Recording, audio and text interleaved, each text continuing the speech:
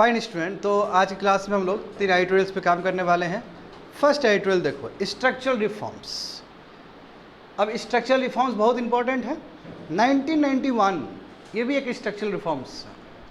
उसके बाद अटल बिहारी वाजपेयी का सरकार, उन्होंने भी बहुत सारे स्ट्रक्चरल रिफॉर्म्स किया है। स्ट्रक्चरल रिफॉर्म्स का मतलब है कि ऐसा रिफॉर्म्स किया जाए जिसका रिजल्ट हमें बाद में दिखे। जैसे आपने इंफ्रास्ट्रक्चर बना दिया तो वो भी स्ट्रक्चरल रिफॉर्म्स है।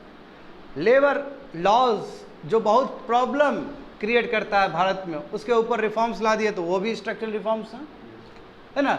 लेबर और लैंड कितना बड़ा समस्या है भारत में राइट फ्रॉम इंडिपेंडेंस, तो उसको यदि तुम बेटर कर रहे हो, it is called your structural reforms. और अभी देखो, आफ्टर 10 ईयर्स 2 बार प्रचंड बहुमत में बीजेपी आया था और अब फिर से कोलिशन का सरकार है। तो सवाल ये उठता है, क्या स्ट्रक्चरल रिफॉर्म जो भारत में हुए हैं क्या वो कोलिशन के टाइम पे हुआ है? तो हुआ है, हम देखते हैं। और इसमें भले ही कोलिशन का सरकार स्टेबल ना हो, कभी भी सत्ता गिर सकता है ना। यदि हम 1989 से लेकर 2014 तक देखें तो पूरा कोलिशन का सरकार चला है। 1989 में वीके सिंह, फिर उसके बाद चंद्रशेखर, फिर आगे प्रोसेस बढ़ा, ठीक है, फिर पीवी नरसिम्हा राव, फिर अटल बिहारी वाजपेयी, फिर 1.5 साल का सरकार, फिर इलेक्शन, फिर उसके बाद फिर एनडीए का जीत के आना, ठीक है ना। फिर उसके बाद मनमोहन जी का फर्स्ट टेन्योर, सेकंड टेन्योर, और उसके बाद आफ्टर 25 ईयर्स 25 साल बाद फिर किसी का उदय होना प्रचंड बहुमत में। Modi ji first tenure, second में उससे भी ज़्यादा प्रचंड बहुमत में, फिर तीसरा बार क्या हुआ? नीचे ठप। यही है पॉलिटिक्स। तो कोलिशन कोई न्यू थिंग नहीं है। अब पहली बार कोलिशन कब आया था? इंदिरा गांधी के टाइम में आया था। तुम्हारा जनता पार्टी जो था, जनता पार्टी, मोरारजी देसाई ने जो सबको असेंबल किया था। तो कोलिशन पार्टी एक लंबा हिस्ट्री है इंडिया में कोलिशन पार्टी का भी। बस सबसे इम्पोर्टेंट चीज़ ये है कि yes we require lots of structural reforms. ऐसे बहुत सारे चीज़ है जहाँ पे हमें रिफॉर्म्स लाने की ज़रूरत है। तो क्या अभी का जो एनडीए का जो कोलिशन सरकार है, क्या वो सशक्त है? क्या वो ये सब चीज़ पे काम कर सकता है? तो देखो, structural reforms is a decades old process, hope the new NDA government expedite. तो आशा करते हैं कि जो नया सरकार बना है वो स्ट्रक्चरल रिफॉर्म्स पे काम करे। समझ गए ना? नेक्स्ट वन देखो। अच्छा देखो, कितना विडंबना की बात है स्टूडेंट। हम जब बात करते हैं अपना कंट्री का जीडीपी का, तो हम लोग मुंह उठा के बोल देते हैं कि $3.7 ट्रिलियन, और अच्छा फील होता है। क्यों? अरे भाई, नॉमिनल टर्म्स में भी ये तुम्हारा क्या 5th पोजीशन पे हम लोग। परचेजिंग पावर पैरिटी के हिसाब से देखोगे तो हम लोग 3rd पोजीशन पे हैं जीडीपी के टर्म्स में, जी, है ना। और 2 साल में तो हम लोग 3rd रैंक में आने वाले हैं। तो प्राइड फील होता है ना कि देखो इतना अच्छा जीडीपी ग्रोथ हो रहा है भारत का। मगर जब हम बात करेंगे स्टेट का अंदर का, तो स्टेट के अंदर का स्थिति तो बहुत ख़राब है। यानी कंट्री के अंदर जो स्टेट सब है उसका स्थिति तो बहुत ख़राब है। अब जैसे देखो, भारत में you just take the example of Telangana versus Bihar. Bihar का जितना पर कैपिटा है उसके कंपेयर में 5 टाइम्स ज़्यादा तेलंगाना का है। तो इस कंट्री में 2 राज्य है, 2 राज्य में इतना डिफरेंस है पर कैपिटा में। अब देखो, नीचे का जो राज्य है, जो समृद्ध राज्य है, केवल नीचे का ही बात नहीं है, साउथ इंडिया समृद्ध है। और तुम्हारा इधर थोड़ा देखोगे, गुजरात, महाराष्ट्र, है ना, वेस्टर्न फ्रंट में, तो ये दोनों समृद्ध है। बाकी देखोगे उस तरफ नॉर्थ की तरफ, या नॉर्थ की तरफ, नॉर्थ ईस्ट तो छोड़ ही दो, वो तो टूरिज्म के लिए ही है। वहाँ तो इंफ्रास्ट्रक्चर वैसा कुछ डेवलप होने वाला भी नहीं है, और इकोनॉमी में उस लेवल पे ग्रोथ भी नहीं देगा वो। तो जो लैगर्ड स्टेट है वो और लैगर्ड हो रहे हैं, यानी कि जो पिछड़ा हुआ राज्य है वो और पिछड़ते चला जा रहा है। तो नीड ऑफ द आवर क्या है student? Need of the hour ये है कि सेंटर को ट्रांसफॉर्मेशनल फंड देना चाहिए। और हर समय फाइनेंस कमीशन ने ये सुझाव दिया है। फाइनेंस कमीशन हर समय बोलते रहा है कि लैगर्ड स्टेट्स को, बिहार, उड़ीसा, जो कमज़ोर राज्य है in terms of money, in terms of GDP, state GDP, तो उसको अलग से पैसा मिलना चाहिए, नहीं तो फिर ये राज्य बहुत पीछे रह जाएगा। और देखो, जो राज्य पीछे है वहाँ पे फर्टिलिटी रेट ज़्यादा है, जो राज्य पीछे है वहाँ पे जॉब अपॉर्चुनिटी कम है, जो राज्य पीछे है वहाँ पे एजुकेशन खराब है। तो ये कितना बड़ा संयोग है। और जो राज्य बढ़िया है उसका फर्टिलिटी रेट तुम्हारा कम है, जो राज्य बढ़िया है उसका एजुकेशन अच्छा है, जो राज्य बढ़िया है उसका तुम्हारा इनकम अच्छा है। तो ऐसे तो गैप बढ़ते चला जाएगा, ये बहुत बड़ा गैप बनते चला जाएगा ये। तो नीड ऑफ द आवर है कि इसको करेक्ट करना, और ये करेक्ट कौन कर सकता है? सेंटर कर सकता है, समझे? तो laggard states need transformational capital and ideal policy prescription. Ideal policy चाहिए कि इंडस्ट्री लगाना है लैगर्ड स्टेट्स को, so that they can create jobs. क्योंकि नीड ऑफ द आवर क्या होना चाहिए? जॉब होना चाहिए ना। लोगों को जॉब मिलेगा तभी तुम्हारा जो इकोनॉमिक कंडीशन है वो चेंज हो पाएगा। एंड लास्ट वन देखो, very very important, the race for the moon exploration is hotting up with China and the USA at the forefront. जानते हो ना, स्पेस को लेके चाहे चाइना वर्सेस यूनाइटेड स्टेट्स या यूनाइटेड स्टेट्स वर्सेस रसा, और अभी देखेंगे हम लोग मून को लेके। देखो मून को लेके कंपटीशन बहुत सारे कंट्री के बीच में है, क्योंकि moon can be the ideal place for your interplanetary missions to launch. यानी कि मार्स में पहुंचना है तुमको, एस्ट्रॉयड में पहुंचना है, यदि तुमको अलग जगह पहुंचना है ऊपर स्पेस में, तो मून सबसे आइडियल कंडीशन हो सकता है, आइडियल प्लेस हो सकता है। क्यों? क्योंकि वहाँ पे ग्रेविटी कम लगता है, वहाँ पे हेलियम अवेलेबल होने का चांस है, स्पेशली पीछे वाला साइड में। तो देखो अब मून एक्सप्लोरेशन को लेकर तो ह्यूज कंपटीशन है कंट्री में। जैसे चांग-E6 मिशन अब आने वाला है ना, जो पीछे गया है फार में गया, प्लेस किया वहाँ पे, जो उसका रोवर है ना, होता है जी रोवर ऑर्बिटर सब, तो वो वहाँ सैंपल लेके अब पहुँचने वाला है चाइना में, और ये पहला कंट्री होगा जो ये करके दिखाया है। पीछे तो पहुँचा है, रसा सब भी है। वहाँ इंपॉर्टेंट बात ये है कि पीछे से ऑब्जेक्ट लाने वाला फर्स्ट कंट्री होगा कि वहाँ से सैंपल लेके आ रहा है ये। तो हम देख सकते हैं, क्लियरली देख सकते हैं, ये कंपटीशन ह्यूज है मून पे जाने का। और जानते हो नासा का अपना ही वो है कि नासा तो बनाना चाहिए, उसको तो बहुत ही बड़ा प्लेस बनाना चाहता है, बहुत ही आइडियल प्लेस बनाना चाहता है मून को, सो डैट फर्दर एक्सप्लोरेशन हो सके। समझ गए ना? और केवल बात नासा का ही नहीं है स्टूडेंट, क्या हम पीछे हैं क्या? हमने भी तो नियर साइड में किया ही है, हमने भी तो चंद्रयान 3 लॉन्च करके वहीं पहुंचाया है ना। और जहाँ तक सवाल है मून में, तो मून में टाइडल लॉकिंग होता है। टाइडल लॉकिंग का मतलब क्या है कि मून का जो रोटेशन है और उसका जो ऑर्बिटेशन है, यानी कि मून जो अपने एक्सिस पे जो चक्कर लगाता है और अर्थ के आसपास जो चक्कर लगाता है वो सेम है, 28 दिन ही लगता है। इसलिए जब आपका रोटेशन और रिवोल्यूशन सेम हो तो आपको एक ही साइड दिखेगा, पीछे का नहीं दिखेगा। जैसे अर्थ रोटेट करता है तो 24 घंटा होता है, ठीक है, और अर्थ जब रिवॉल्व करता है तो 365 1/4 डेज होता है। सही बात है ना? तो ये रिवोल्यूशन और रोटेशन मून का सेम हो रहा होता है, तो 28 डेज, और उसी में 14 डेज तुम्हारा दिन है और 14 डेज नाइट है। बात समझ रहे हो ना? हमारा जो गया था मिशन 14 डेज के लिए ही गया था ना, हाँ 14 दिन के लिए गया था। तो और ऐसा नहीं कि टाइडल लॉकिंग केवल मून में ही है, जितने भी स्पेस में जितने भी नेचुरल सैटेलाइट है, नेचुरल सैटेलाइट मतलब जो मून है, सबका टाइडल लॉकिंग होता है। और केवल सोलर सिस्टम में नहीं, दूसरे सिस्टम में भी टाइडल लॉकिंग प्रेजेंट है। टाइडल लॉकिंग मतलब रिवोल्यूशन और रोटेशन एक साथ ही हो रहा है मून का। तो ये हमारा जो मून है, हमारा जो चंद्रमा है, कोई इसका कोई पिक्यूलियर चीज़ नहीं है, इसका कोई स्ट्रेंज चीज़ नहीं है ये बाकी मून में भी तुम इस तरह का तुमको चीज़ दिखेगा, टाइडल लॉकिंग सब दिखेगा। समझ गए ना? चलो आगे बढ़ते हैं स्टूडेंट। देखो सिलेबस देखो, structural reforms is a decades old process, hope the new government expedite. Syllabus from UPSC perspective देखो, GS paper 2 constitution and polity, ठीक है। चलो देखते हैं, मामला देखते हैं। Prime minister Narendra Modi ji 3rd consecutive term संभालने जा रहे हैं, ठीक है। 2 बार तो उन्होंने बहुत बहुमत का सरकार, और इस बार जानते हैं कोलिशन का सरकार। मगर उसके बाद भी बीजेपी सबसे सिंगल लार्जेस्ट पार्टी है, इसमें कोई सेकंड थॉट नहीं। 240 बस बहुमत से 32 सीट दो, 32 सीट भी बहुत होता है, करेक्ट, मगर सिंगल लार्जेस्ट पार्टी देखो। अब उसके बाद सेकंड जो है कांग्रेस है, इंडियन नेशनल कांग्रेस 100 है ना, हाँ एक छोड़ के चला आया इधर महाराष्ट्र का, ठीक है 100। तो अब फर्स्ट और सेकंड में कंपैरिजन देखो, कितना बड़ा कंपैरिजन है, आई मीन कितना बड़ा डिफरेंस, समझ रहे हो ना, ह्यूज डिफरेंस। मैं जो भी हो, मैं ये तो हमें पहचाना होगा, डाइजेस्ट करना होगा कि अभी एनडीए का सरकार है। तो प्रधानमंत्री Narendra Modi with council of minister oath लिए हैं 3rd कंसेक्यूटिव टर्म के लिए, ठीक है। और इसी दिन जानते हो कि धमाका भी हुआ था जम्मू एंड कश्मीर में, जो वैष्णव देवी जा रहे थे, है ना। दूसरी बात देखो, मोदी जी पूरी तरीके से डिपेंडेंट है अपने एलाइज पे, स्पेशली टीडीपी और तुम्हारे जदयू पे। और यहाँ पे देखो तो सबसे बड़ा सवाल ये है कि लोगों को कंसर्न होता है कि जब कोलिशन का सरकार है तो क्या स्ट्रक्चरल रिफॉर्म्स आ सकता है। कन्फ्यूजन होगा ना स्ट्रक्चरल, क्योंकि स्ट्रक्चरल रिफॉर्म्स के लिए आपके पास हिम्मत होना चाहिए। स्ट्रक्चरल रिफॉर्म्स के लिए आपके पास रिस्क टेकिंग एबिलिटी होना चाहिए। जैसे देखो जीएसटी एक अपने आप में स्ट्रक्चरल रिफॉर्म्स है।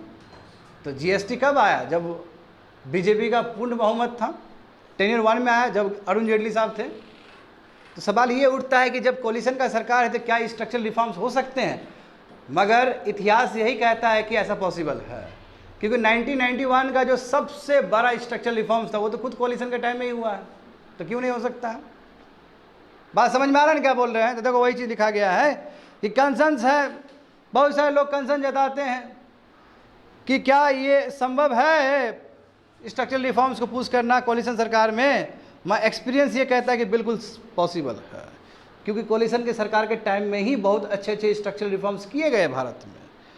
समझ गए ना? तो ज़रूरी है हमें स्टूडेंट, यस, भले ही सिंगल पार्टी मेजोरिटी गवर्नमेंट तो है ना जी, अभी सिंगल पार्टी तो है ही। अब देखो इससे पहले देखो बीजेपी जब शासन में था, first second tenure Modi ji का, तो उस समय ही बहुत सारे स्ट्रक्चरल रिफॉर्म्स किया गया है ना। जैसे देखो टेलीकॉम सेक्टर में बहुत सारा स्ट्रक्चरल रिफॉर्म्स किया गया। उसके बाद देखो कोल माइनिंग में बहुत सारे स्ट्रक्चरल रिफॉर्म्स किया गया। समझ गए ना? तो बहुत सारे रिफॉर्म्स किए गए हैं, ऐसा नहीं किया गया है।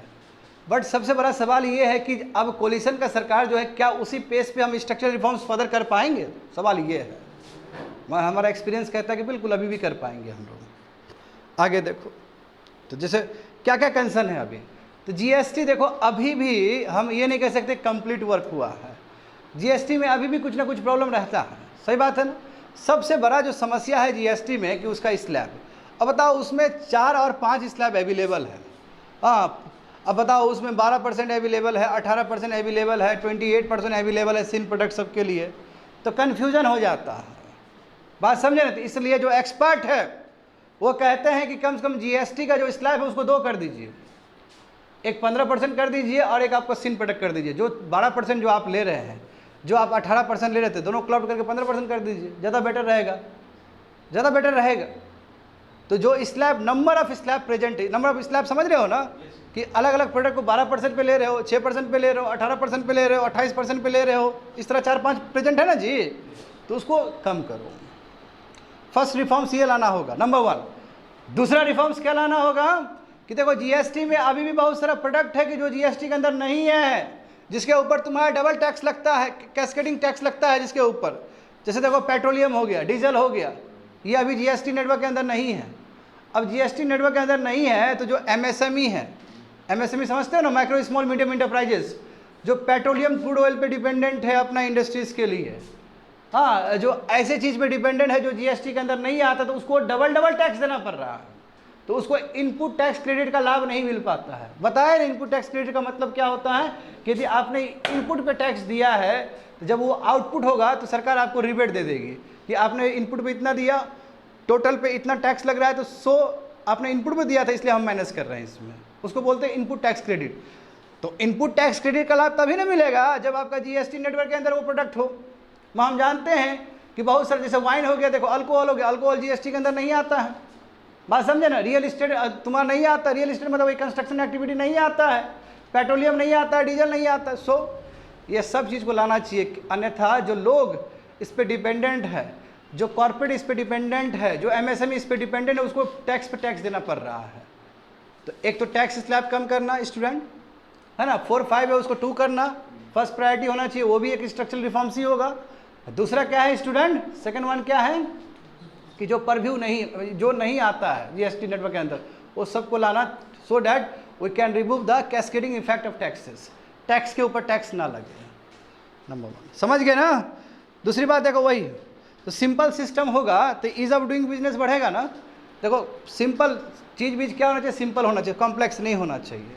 जब कोई भी चीज़ सिंपल हो जाता है तो ईज ऑफ डूइंग बिजनेस बढ़ेगा। ईज ऑफ डूइंग बिजनेस का मतलब क्या कि इन्वायरमेंट बेटर क्रिएट होगा, समझे, लोग बहुत अच्छे से अंडरस्टैंड कर पाएंगे और उस चीज़ का ग्रोथ अच्छा होगा, नंबर 1। दूसरी बात ये है स्टूडेंट कि जैसे कंट्री इंडिया जो है क्या डेवलपिंग कंट्री है, हम लोग 7-7.5% से ग्रोथ कर रहे हैं एवरी ईयर। तो हमें चाहिए रिलायबल डेटा। अब बताओ हमारे पास जो डेटा है नेशनल लेवल पे 2011 का ही डेटा है अभी तक।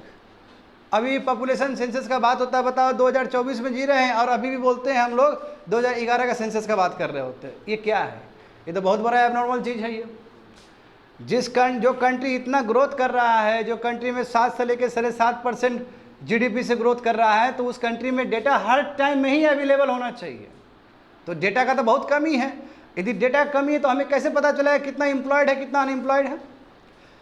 अरे डेटा रहेगा तभी ना हम ठीक से पॉलिसी इंटरवेंशन कर पाएंगे, ठीक से पहुंचा पाएंगे जहाँ पे चाहिए हमें पहुंचाना, गवर्नेंस करना, जहाँ पे गवर्नेंस पहुंचाना है, जहाँ पे वेलफेयर स्कीम पहुंचाना है, उसके लिए क्या जरूरी है? Data, relevant data. तो डेटा देखो, डेटा का बहुत बड़ा समस्या है।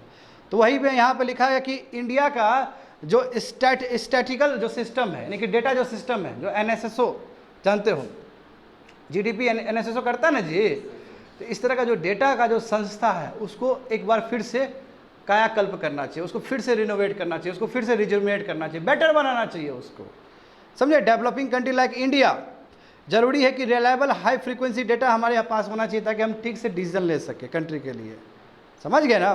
तीसरा देखो वही बोल रहा है कि देखो लास्ट सेंसस हमारे 2011 का है, तो जरूरी है कि भाई जल्दी सेंसस करें सब चीज़ को देखते हुए, क्योंकि डेटा वही रिक्वायर्ड।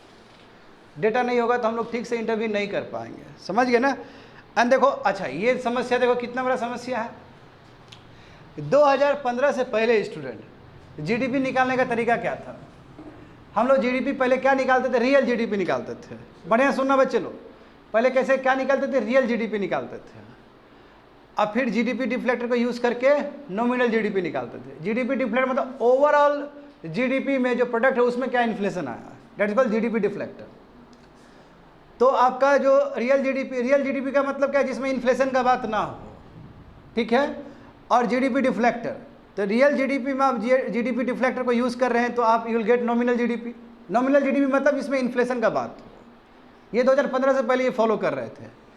मैं जब मोदी जी आए तो इस मेथोलॉजी को चेंज कर दिया उन्होंने। अब तरीका क्या है? देखो मैं बता रहा हूँ, प्रॉब्लम ये बहुत बड़ा समस्या है भारत के लिए। कई इकोनॉमिक्स लोग खुश नहीं है। कई लोग बोलते हैं कि इंडिया जो क्लेम कर रहा है कि 7 और 7.5% से GDP ग्रोथ हो रहा है, ये नहीं हो रहा है ऐसा।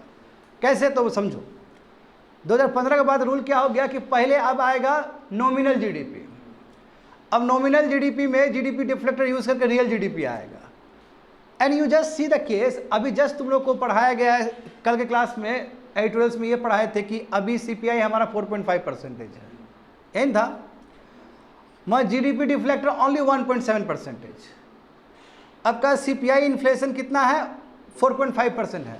अच्छा कि ओवरऑल इन्फ्लेशन जो है वो ओनली 1.7% है। बढ़िया सुनना, ठीक है।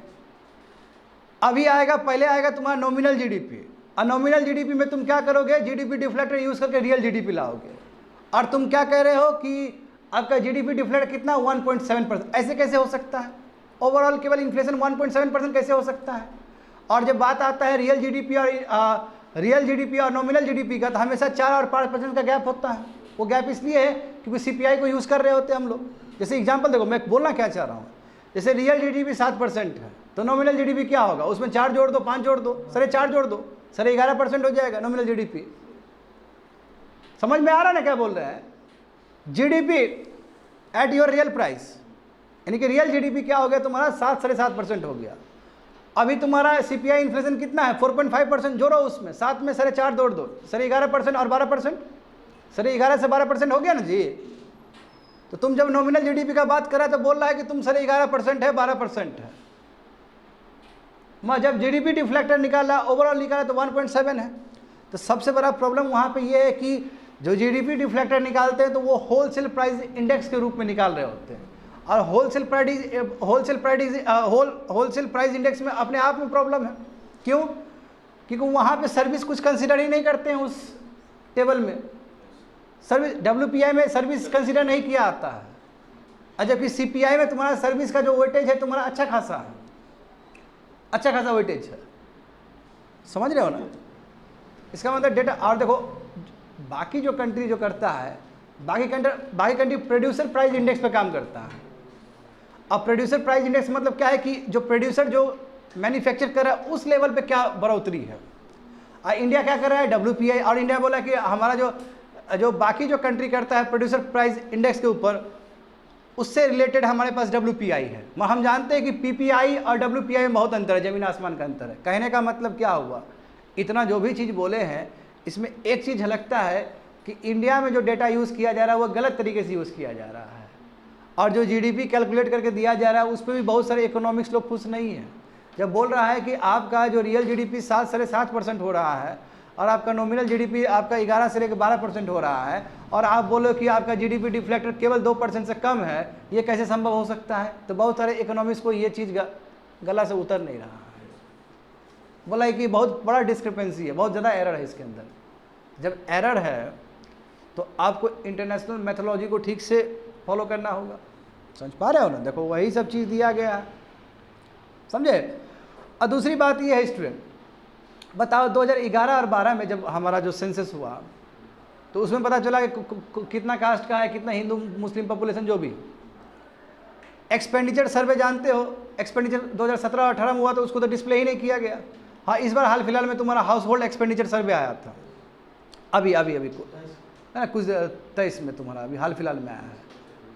अब बताओ, अब जो तुम CPI में 46% तुम दे रहे हो वेटेज फूड और बेवरेज का, तुम क्या लगता है कि अभी भी आदमी इतना ज़्यादा फूड और बेवरेज में पैसा खर्च करता है? अभी आदमी का प्रायोरिटी बदल गया। 10 साल पहले आदमी जो फूड पे खर्च करता था, अभी उतना खर्च फूड पे नहीं करता है। अभी थोड़ा घूमने के लिए खर्च कर रहा है, थोड़ा सर्विस पे कर रहा है, थोड़ा टूरिस्ट प्लेस में घूमने पे कर रहा है। समझ रहे हो ना, तो अभी प्रायोरिटी बदल गया। तो इसका मतलब डेटा चाहिए कि नहीं चाहिए। We require immediate expenditure survey. और दूसरी बात क्या है कि इमीडिएट एक्सपेंडिचर सर्वे तो चाहिए, रिवाइज करना होगा हमें, वेटेज फिर से हम लोग को प्रायोरिटाइज करना होगा। और उस हिसाब से देखोगे तो जो 46% जो फूड और बेवरेज को जो दिया गया है वो कम होकर तुम्हारा कम से कम 35% के आसपास हो जाएगा, 35 से 40 के बीच में रहेगा। तो वेटेज तो कम होना चाहिए। तो वही 4 नंबर लिखा गया। देखो कि ज़रूरी है कि GDP को रिवाइज किया जाए, कंज्यूमर प्राइस इंडेक्स सीरीज को रिवाइज किया जाए, कंज्यूमर एक्सपेंडिचर सर्वे जल्दी भारत में हो। क्यों? क्योंकि अभी भी हम लोग 2011 का डेटा का हिसाब से ही काम कर रहे हैं, जो कि उचित नहीं है। क्योंकि अब लोग का जो कंजम्पशन पैटर्न है वो चेंज हो चुका है। बात समझे? हाँ, देखो वही बोल रहा है ना कि इंडिया को भी प्रोड्यूसर प्राइस इंडेक्स की ज़रूरत है, तब जाके हम लोग GDP डिफ्लेक्टर को ठीक से निकाल पाएंगे। देख रहे हो ना, बस लाइन लिख दिया गया है, बट आपको समझना पड़ेगा कि वो कहाँ पे लिंक जोड़ना है। सब ये यदि काम करते हो तो ये स्ट्रक्चरल रिफॉर्म्स। अब बताओ, तुम GDP बोल रहे हो और तुम्हारे GDP में कोई रिलेबल डेटा ही नहीं है, तो कैसे तुम्हारा GDP वो कंट्री मानेगा? फिर तुम्हारा तो खुद अपना ही कंट्री का जो इकोनॉमिक्स है वो खुद लड़ेगा उस चीज़ को लेकर, नहीं ये रिलायबल डेटा नहीं है। तो फिर देखो, इंपॉर्टेंट ये है, डेमोक्रेसी में सबसे इंपॉर्टेंट क्या है? अकाउंटेबिलिटी, है ना। डेमोक्रेसी का मतलब क्या? अकाउंटेबिलिटी। और डेटा को लेकर बहुत ज़्यादा अकाउंटेबल रहना चाहिए। तो ये सब प्रॉब्लम है, इसलिए लेखक जो बोल रहे हैं कि ये सब नीड ऑफ द आवर होना चाहिए, यहाँ पे स्ट्रक्चरल रिफॉर्म्स आने चाहिए। दूसरी बात देखो, 6ठा नंबर देखो वहाँ पे क्या लिखा गया है। यस, एम्प्लॉयमेंट डेटा चाहिए हमें, तब ना इंटरवेंशन कर पाएंगे। अब पहले का जो तरीका आउटडेटेड डेटा, अब देखो खुद तुम पीरियडिक लेबर फोर्स सर्वे का रिपोर्ट देखो, उसने क्या बोला है कि जो महिलाओं का जो ओवरऑल जो एम्प्लॉयमेंट है 23% से 37% गया, जंप हुआ। हम जानते हैं कि 4% तो हिडन है। आई मीन जो महिला अपने घर में भी जो काम कर रही है, जो अपने घर में जो काम कर रही है, जो जिसमें हिडन एम्प्लॉयमेंट छुपा हुआ, डिसगाइज अनएम्प्लॉयमेंट छुपा, उसको भी लोग काउंट कर रहा है, उसको भी ऑफिशियल काउंट कर रहा है। जैसे मान लो कि एक राशन दुकान कोई खोल के बैठा है, तो उसमें तो घर का 10 आदमी लग जाएगा। अब तुम क्या कह सकते हो कि 10 आदमी रोजगार है? You can't say this thing ना, क्योंकि वहाँ पे 2 आदमी भी रहता तो दुकान चल जाता। उसी तरह देखो, किसान का मान लो कि 1 यूनिट ऑफ लैंड है, उसमें 2 आदमी से काम हो जाता, वहाँ पे 10 आदमी ले दिया, इसका मतलब 8 आदमी तो रियल में बेरोजगारी है। अब तुम उसको सेल्फ एम्प्लॉयड बोल के उसको बढ़ा रहे हो संख्या, तो गलत बात ना है। और हम जानते हैं क्या रियल वेज तो घटा है पहले से, या तो स्टेगनेंट है या घटा है, तो स्थिति ठीक नहीं है विद्यार्थी लोग। हाँ, कुछ साल पहले 43% था टोटल वर्कफोर्स। जैसे मान लो टोटल वर्कफोर्स तुम्हारा कितना है, 100 है, उसमें से 43% एग्रीकल्चर में डिपेंडेंट थे। अभी रिसेंट टाइम में बढ़ के 46% हो गया। You just see the irony. Agriculture sector में ज़्यादा जॉब क्रिएट होना अच्छा संकेत नहीं है, क्योंकि जब कंट्री मूव करता है तो एग्रीकल्चर से मैन्युफैक्चरिंग होना चाहिए, या फिर मैन्युफैक्चरिंग से सर्विस होना चाहिए। अब बताओ, एग्रीकल्चर सेक्टर में 46% वर्कफोर्स है। जीडीपी कितना कंट्रीब्यूट कर रहा है तुम्हारा? यदि मैं एग्रीकल्चर और एलाइड एक्टिविटी दोनों को ले लूँ तो 18%। You just see the irony, यानी कि आधा जो पॉपुलेशन है आपका, 46 मतलब 50% बोल सकता हूँ ना मैं, रफली जो 50% जो लोग हैं, वर्कफोर्स जो है, वो तुम्हारा 1/3 जीडीपी प्रोड्यूस कर रहा है। 1/3 भी नहीं है, वो 1/5 है, 20% मान के चलो ना उसको। ये तो बहुत डिसमल कंडीशन है। इसका मतलब जो रियल वेज है, जिसका ग्रोथ है, बहुत कम है। किसान लोगों का स्थिति बहुत खराब है। और हमने अभी रिसेंट टाइम में ये भी पढ़ा है स्टूडेंट कि किसान जो है अपना खेती से ज़्यादा पैसा नहीं कमा रहा है, वो एलाइड एक्टिविटी से कमा रहा है, एनिमल हस्बेंड्री से कमा रहा है, डेयरी से कमा रहा है। तो फिर तो ये स्थिति अच्छा तो नहीं है, बात समझे। अब ये बोलने के लिए कहाँ पे क्या प्रॉब्लम हुआ, कैसे इसको सॉल्व किया जाए, इसको बोलने के लिए, इसको सॉल्व करने के लिए ज़रूरी क्या है? Reliable data. और ये तैयार करना, इस तरह का इन्वायरमेंट तैयार करना जहाँ पे डेटा सही हो। For that we require a good statistical system. हमें बहुत अच्छा सिस्टम चाहिए। एनएसएसओ को और मजबूत करना होगा हमें, है ना। Ministry of statics and implementation को और हमें दुरुस्त करना होगा, समझिए। तो वही चीज़ वहाँ पे लिखा गया है। हमें नेशनल लिटिगेशन पॉलिसी चाहिए।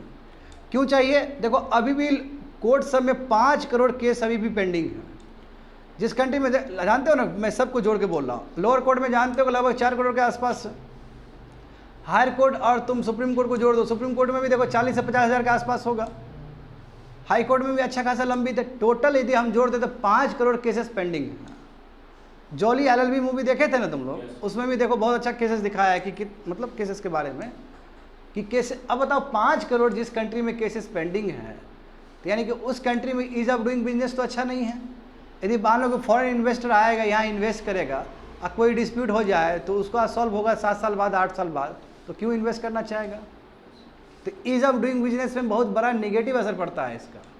तो इसलिए विद्यार्थी लोग हम लोग क्या चाहिए? नेशनल लिटिगेशन पॉलिसी चाहिए, ताकि बहुत जल्दी वर्क हो केसेस पे, समझ गए ना, ताकि जुडिशियल कैपेसिटी इंप्रूव हो। अब दूसरी बात है कि देखो, जब बोला गया कि ऑल इंडिया सिविल सर्विस के रूप में ऑल इंडिया जुडिशियल सर्विस भी हो तो बेटर होगा। जानते हो कि उस पर भी ओके नहीं हुआ, रिस्ट्रिक्शन ही एक तरह से। तो क्यों नहीं ऑल इंडिया जुडिशियल सर्विस हो सकता है? डिस्ट्रिक्ट में डायरेक्ट तुम्हारा, जैसे डिस्ट्रिक्ट में डायरेक्ट डिस्ट्रिक्ट कलेक्टर बन के जाता है ना आईएएस बन के, तो क्यों नहीं तुम्हारा डिस्ट्रिक्ट जज तुम्हारा इस वे में और ज़्यादा कॉम्पिटेंट वाले लोग सब आएंगे? तो हमें तो सोचना होगा, क्योंकि वी रिक्वायर जजेस। जब 5 करोड़ केसेस पेंडिंग है तो इसका मतलब क्या कि urgent need of the hour कि जज को प्रोड्यूस करो ज़्यादा कंट्री में। 8 नंबर देखो बाबू, 8 नंबर और बुरा स्थिति है। जब बात करते ग्राम स्वराज का बात करते थे नहीं गांधी जी, और डीपीएसपी, पॉलिटी में डीपीएसपी है कि नहीं है, उसमें पंचायती इंस्टीट्यूशन का रेलेवेंस बताया गया है। पावर तो क्या होना चाहिए? नीचे से ऊपर जाना चाहिए, उसको हम बोलते हैं डिसेंट्रलाइजेशन। पावर कंसंट्रेट नहीं होना चाहिए ऊपर में, पावर नीचे से ऊपर जाना चाहिए। बात समझे ना? मत देखो आयरनी क्या है इस कंट्री में कि आरबीआई के डेटा के हिसाब से बेचारा ये लोग जो पंचायत वाले लोग सब है, यानी कि 100 रुपया यदि खर्च कर रहा है ये लोग, तो केवल 1.1 यानी केवल 1 ही रुपया वो तुम्हारा टैक्स के रूप में उठा पा रहा है। यानी कि 99 रुपीज़ पूरा स्टेट के ऊपर डिपेंडेंट है पंचायत का। और दूसरी बात है कि पंचायत का इलेक्शन हो, चाहे अर्बन लोकल बॉडीज़ का इलेक्शन हो, पूरी तरीके से स्टेट मर्सी पे डिपेंडेंट है ये सब। इतना बुरा स्थिति है। आज जब बात करते हैं 73rd और 74th अमेंडमेंट किए हम लोग संविधान में, इसलिए नहीं किए थे, लाए थे कि ताकि पावर डिसेंट्रलाइज हो सके। तो रियल पावर डिसेंट्रलाइज का मतलब क्या होता है भाई? तो इकोनॉमिक पावर भी तो होना चाहिए। यदि पंचायत के पास पावर नहीं है रेवेन्यू एक्सट्रैक्ट करने का, तो फिर कहाँ से डेवलपमेंट होगा? इन लोगों का भी तो अपना डेवलपमेंट एजेंडा है। हाँ, 40 से लेकर 50, सॉरी मोर देन 80 to 90 होगा तुम्हारा पॉइंट होता है। इन लोग को अचीव करना पड़ता है 5 ईयर्स में। अरे भाई वो लोग तभी ना अचीव कर पाएगा जब उसके पास संसाधन हो, पैसा उठाने का पावर हो। हम क्या देख रहे हैं? आरबीआई के डेटा के हिसाब से देख रहे हैं कि जो 100 रुपया वो खर्च करता है तो मात्र 1 रुपया ही वसूल कर पाता है टैक्सेस से। इसका मतलब ये पूरी तरीके से स्टेट गवर्नमेंट पर डिपेंडेंट है। तभी तो फाइनेंस कमीशन बोलता है ना कि लोकल बॉडी के लिए, पंचायत के लिए आप अलग से ग्रांट्स दीजिए। फाइनेंस कमीशन बोलता है ना जी, 15th फाइनेंस कमीशन बोला कि नहीं बोला? तो यहाँ पे देखो 4 लेबर कोड लाए, कब इम्प्लीमेंट करेंगे जी? गिग वर्कर का बात है कि नहीं है उसमें? उसमें सिक्योरिटी का बात है, उसमें इंश्योरेंस का बात है, कब करेंगे? अभी तक नहीं हुआ वो चीज़। लैंड एक्विजिशन पॉलिसी, देखो वही लैंड रिफॉर्म्स बहुत ज़रूरी है इस कंट्री में। लैंड रिफॉर्म ज़रूरी है कि नहीं है? यदि कंट्री का हम चाहते हैं प्रोग्रेस हो तो यस, स्टेट भी आगे आए और लैंड रिफॉर्म्स में सहयोग करे।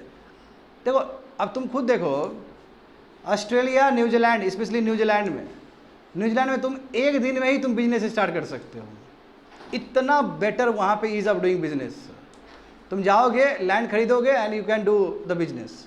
इंडिया में तुमको यदि बिजनेस करना है तो तुमको 3-4 साल लग जाएगा। पहले लैंड खरीदोगे, दुनिया भर का क्लियरेंस लोगे, अब पता चला वो भी लिटिगेशन, पता चला वो आदिवासी का लैंड था, ट्राइबल का लैंड था, वो फंस गए तुम, है ना कुछ फंस जाओगे फिर।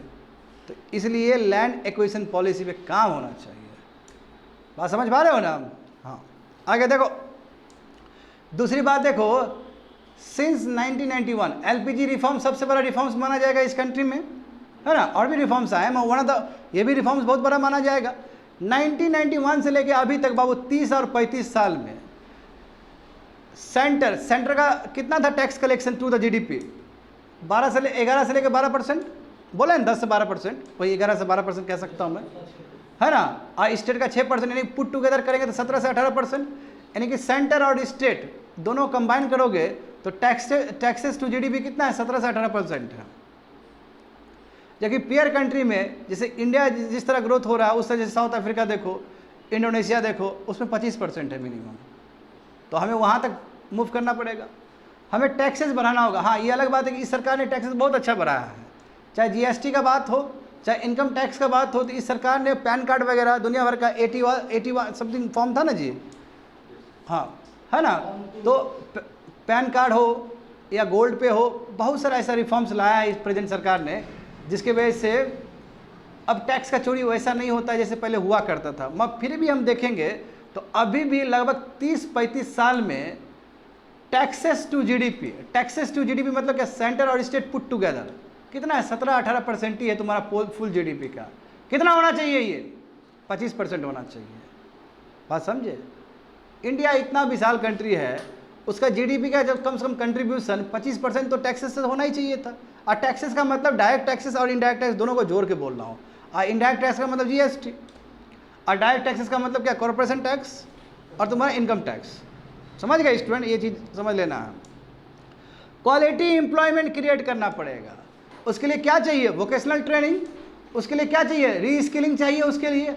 अब जब आर्टिफिशियल इंटेलिजेंस के ज़माने में हम लोग जी रहे हैं तो क्या जरूरी है? मैसिव रीस्किल करना, स्किलिंग नहीं, रीस्किलिंग करना। जो स्किल हो चुका है वो भी कमज़ोर पड़ जाएगा, उसको फिर से रीस्किल करना, ताकि वो टेक्नोलॉजी के साथ अपग्रेड कर सके अपने आप को। समझे?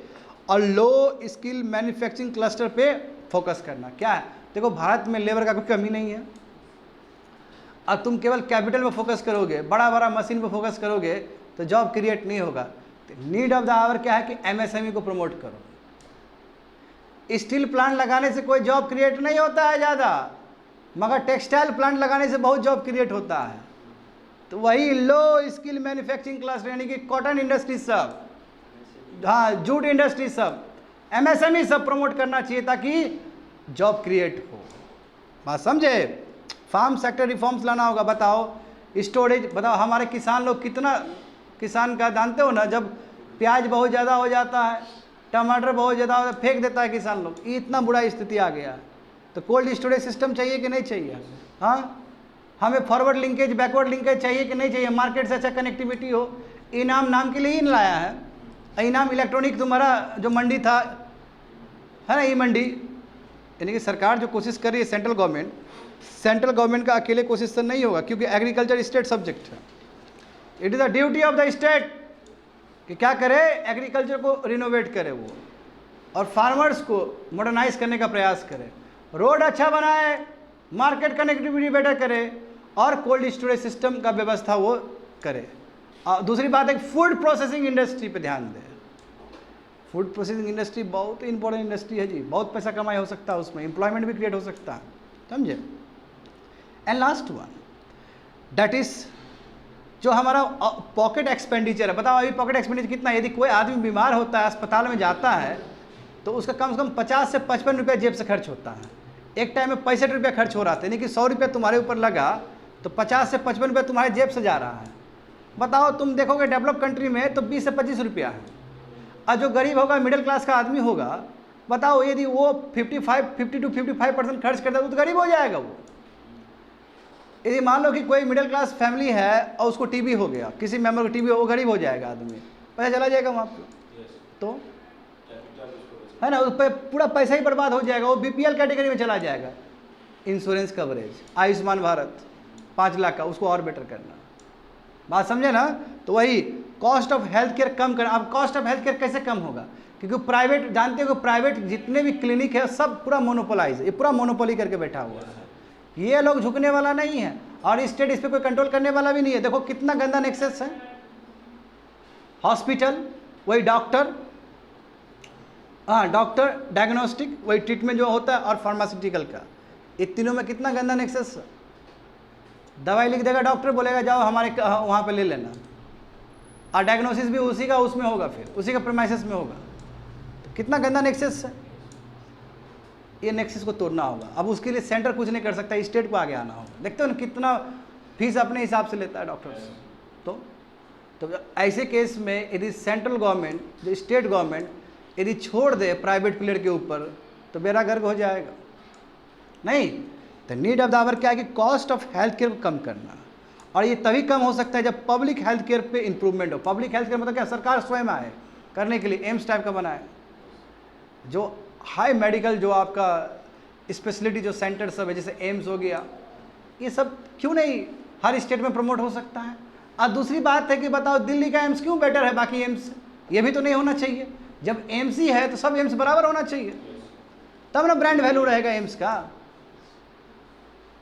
समझे। तो इस सभी चीज़ पे काम होना चाहिए, और इंश्योरेंस कवरेज पे काम होना चाहिए, क्योंकि पॉकेट एक्सपेंडिचर बहुत ज़्यादा हो गया है, इससे बहुत दिक्कत होगा लोगों में। एक तो लोगों को कमाई नहीं है, और हम जान रहे हैं कि जिस हिसाब से गिनी कोफिशिएंट बढ़ रहा है, पैसा कमा नहीं रहा है मिडिल क्लास वाला लोग, बस जो अमीर है अमीर अमीर और अमीर बनते चला जा रहा है।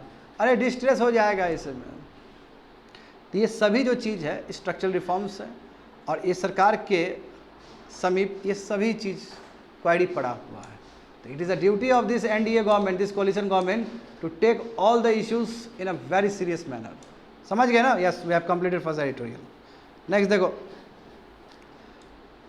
Laggard states need transformational capital and ideal policy prescription. सही बात है कि नहीं है? जो लैगर्ड स्टेट्स है, जो राज्य बहुत पीछे रह गया है, हाँ, उसको सेंटर की ओर से मदद चाहिए, उसको अलग से कैपिटल चाहिए, उसको फंड चाहिए अलग से, और केवल फंड ही नहीं, प्रिस्क्रिप्शन भी चाहिए। स्टेट सेंटर सहयोग करे कि देखो बाबू ये काम करो, ये काम करो, ऐसे काम करो, so that you can create jobs also. मैं जानते हो क्या करता है स्टेट सब, सवाल तो उठता है, कई राज्य देखते हो कितने पीछे रह गया। हाँ, नीतीश कुमार कब से है बिहार का मुख्यमंत्री, अभी तक इंडस्ट्री ढंग से नहीं आया जो आना चाहिए। क्या वो सेंटर में नहीं है? अभी तक वो पूरा सेंटर से जुड़ा हुआ है कि नहीं है? अभी नीतीश कुमार क्या बैसाखी बना हुआ है ना एनडीए गवर्नमेंट का, अभी चाहेगा तो कितना कुछ करवा सकता है। तो सबसे बड़ा सवाल ये है, क्या नीतीश कुमार खुद के लिए करना चाहता है या फिर राज्य के लिए करना चाहता है? सवाल ये है। Let's see, wait and watch. Syllabus GS paper 2 social justice and governance. देखते हैं, मामला देखते हैं क्या आया है रिपोर्ट। देखो, हाउस होल्ड कंजम्पशन एक्सपेंडिचर सर्वे, जान रहे हो ना, अभी जो रिसेंट टाइम में हुआ है 2023 में। ये सर्वे बहुत कुछ बताता है हमें। ये सर्वे कहता है, देखो इस सर्वे में कुछ एरर भी है। अच्छा तुम खुद सोचो, मैं तुम लोग का कॉमन चीज़ बोलता हूँ, जो आदमी गरीब है वो तो मुंह उठा के बोल देगा कि हम गरीब हैं, सही बात है ना। और जो आदमी अमीर है तो कभी बोलेगा नहीं कि हम अमीर हैं, है ना। और जो खानदानी रईस है तो वो तो और नहीं बताएगा, उसका तो रुतबा ही दिखेगा, है ना। वो तो गज़ल में गाने के लिए है कि नहीं है, बताओ तो साइड रखो। क्या तुम एक दूसरे को बोल रहे हो खानदानी रईस हो? एनीवे, देखो यहाँ पे समझो बात को, इसमें बहुत सुंदर तरीके से दिया गया है। जब हम जाते हैं, जब हम सर्वे करवाते हैं स्टूडेंट, यहाँ पे ध्यान दो, जब हम सर्वे करते हैं, घर घर जाते हैं, जो बेचारा गरीब आदमी है वो बोल देता है कि देखिए हम 2 टाइम खाते हैं, 3 टाइम खाते हैं, हमारा इतना इतना पैसा लगता है। मैं जो अमीर आदमी होगा, जो रोज़ ही 10,000 रुपया उड़ाता होगा, वो कभी बोलेगा सर्वे में? कभी नहीं बोलेगा, क्योंकि उसको डर है कि टैक्स नहीं लग जाए उसके ऊपर। देखते हो जब सेलिब्रिटी सबका इंटरव्यू होता है तो सेलिब्रिटी कभी भी रिवील नहीं करता कि इस मूवी के लिए हमको इतना पैसा मिला। उल्टा वो जो इंटरव्यू लेता है उल्टा उसको गुस्सा देता है कि आप क्यों ऐसा सवाल पूछ रहे हो हमसे। होता कि नहीं होता है? क्यों? अरे भाई आईटी का डर है ना उसको, इनकम टैक्स डिपार्टमेंट का डर है उसको। तो इसमें बहुत अच्छा लेखक ने, जो एक्सपर्ट है, उन्होंने कहा है कि देखिए जो एलाइड क्लास का जो एक्सपेंडिचर है वो कभी भी एलाइड क्लास रिवील नहीं करने वाला है। तो इसका मतलब क्या होगा? गिनी कॉफिशिएंट है, भले ही इसमें आपका 2022 और 23 वाला जो ये हाउस होल्ड कंजम्पशन एक्सपेंडिचर सर्वे में इनइक्वलिटी कम दिखाया गया, हम जानते हैं इनइक्वलिटी बहुत ज़्यादा है। स्पेशली कोविड के बाद क्या हुआ? कोविड के बाद जो बिलियनियर का जो संख्या था वो और बढ़ गया है ना, बहुत ज़्यादा इंक्रीज हो गया। तो जब बिलियनियर का वैल्यू जो बहुत ज़्यादा बढ़ गया, उसका संख्या बढ़ गया, उसका पैसा बढ़ गया, इसका मतलब क्या है? गिनी कोएफिशिएंट बहुत तगड़ा बढ़ा है। गिनी कोएफिशिएंट यानी कि डिफरेंसेस गरीब आदमी और अमीर आदमी के बीच में बहुत बड़ा डिफरेंस आ गया in terms of income and in terms of your wealth. भले ही सर्वे में वो रिवील नहीं हुआ हो तो बात अलग है। तुम लोग स्टेबल रहो। देखो यहाँ यदि हम देखेंगे details house hold consumption expenditure सर्वे का, इसमें इनइक्वलिटी दिखाएगा, बोला गया कि गिनी कोएफिशिएंट घटा है। क्या तुम लोग मानने के लिए तैयार हो? कभी घट ही नहीं सकता, मतलब घट सकता है मगर अभी तक तो ऐसा कुछ प्रमाण नहीं है कि घटा होगा। यहाँ पे देखो ऑल इंडिया लेवल पे बोल रहा है कि गिनी कोएफिशिएंट का मतलब होता है बच्चे लोग इनइक्वलिटी, समझे ना, कि जो इनइक्वलिटी है कंजम्पशन एक्सपेंडिचर रूरल एरियाज में वो घटा है। 0.28% था पहले, ठीक है, 0.28 था, वो घट के तुम्हारा 0.26 हुआ। तो कोई बहुत ज़्यादा तो घटा नहीं है, यदि घटा भी है तो। और अर्बन एरिया में बोला गया कि 0.36 था, वो घट के तुम्हारा 0.31 हो गया। ठीक है, समझ रहे हो ना बात को? अब इसका मतलब क्या होगा? यदि तुम्हारा 0 है इसका मतलब इक्वलिटी है। यदि गिनी कोएफिशिएंट 0 हो गया यानी कि अमीर और गरीब में कोई भेद नहीं है, सब बराबर है। 0 हुआ तो 1 हुआ, मतलब क्या है? 1 का मतलब बहुत ज़्यादा ही इनइक्वलिटी है। तो इसका मतलब क्या कि पहले देखो, पहले 0.28 था, अब 0.26 है, इसका मतलब इनइक्वलिटी बहुत कम दिखाया जा रहा है। इतना 0.36 है, अब कम होकर तुम्हारा 0.31, इसका बहुत कम दिखाया जा रहा है। मत this are not correct picture as per the many experts, क्योंकि ये गलत पिक्चर है। तो हम जानते हैं कि ऐसा नहीं है। हम जानते हैं कोविड के बाद तो और ज़्यादा इनइक्वलिटी बढ़ा है इस कंट्री में। देखो आगे देखो, हाउएवर वही बोला है कि बहुत सारे लोग डिसएग्री है इस सर्वे से, इसके डेटा से। क्योंकि एक देखो यहाँ पे वही बोला गया है कि जो जितने भी इकोनॉमिस्ट हैं, विद्वान लोग सब हैं जो देख रहे हैं इकोनॉमिक को, तो ये भी चीज़ देख ही रहे हैं कि पेंडेमिक के बाद क्या हुआ इस कंट्री में। पेंडेमिक के बाद जानते हो ना, जो डिजिटल टेक कंपनीज है वो कितना आगे निकल गया, बहुत आगे निकल गया है। स्टार्टअप हो या कोई भी चीज़ हो जो डिजिटली है वो बहुत आगे निकल गया। यदि मैं बात करूं स्टैंडिंग कमिटी ऑन स्टैटिक्स का, तो उसने कहा है कि जो एफ्लुएंट क्लास होता है वही एलाइड क्लास होता है, वो कभी नहीं बताता कि हम स्पेंडिंग कहाँ पे कर रहे हैं, कभी नहीं बता। क्यों बताएगा वो तुमको? जो आदमी BMW खरीद के घर में रखता है वो कहाँ कितना पैसा खर्च कर रहा है, क्यों बताएगा? आप घर में जाइए, सर्वे करने के लिए जाइए, वो आपको रियल पिक्चर नहीं बताएगा। अरे क्योंकि नज़र लग जाएगा ना, वो जाएगा डेटा सरकार के पास, सरकार फिर रेट देगा, फिर IT डिपार्टमेंट भेजेगा कि जाओ ले लो पैसा, सबसे सब छुपा के रखा है। तो वही बोला एफ्लुएंट क्लास कभी नहीं बताएगा, तो इसलिए ट्रू पिक्चर कभी नहीं दिखने वाला है। And the data is sensitive to certain income quartiles and does not capture the changes in the affluent. इसलिए एफ्लुएंट क्लास में जो अमीर आदमी में जो चेंजेस है एक्सपेंडिचर को लेके, वो कैप्चर नहीं किया इस डेटा में। और इसलिए इस डेटा में बोला जा रहा है कि गिनी कोएफिशिएंट बहुत कम हो गया है पहले से, या पहले से कम हुआ है। तो it may not be correct, समझ गए ना, एज पर द इकोनॉमिस्ट। आगे देखो द रियल प्रॉब्लम क्या, ठीक है, ये एक साइड है, वन साइड है। चलो ये तो हो गया कि आदमी के ऊपर, one people to another people. मैं जब बात करेंगे हम राज्य का, तो राज्य में तो क्लियरली एविडेंट है कि बहुत सारे राज्य बहुत आगे निकल गया, अब बहुत सारे राज्य बहुत पीछे है अभी। यूपी, बिहार, झारखंड, उड़ीसा बहुत पीछे है अभी, बहुत पीछे, हद पीछे है। मगर नीचे देखोगे साउथ इंडिया और गुजरात, महाराष्ट्र बहुत आगे है।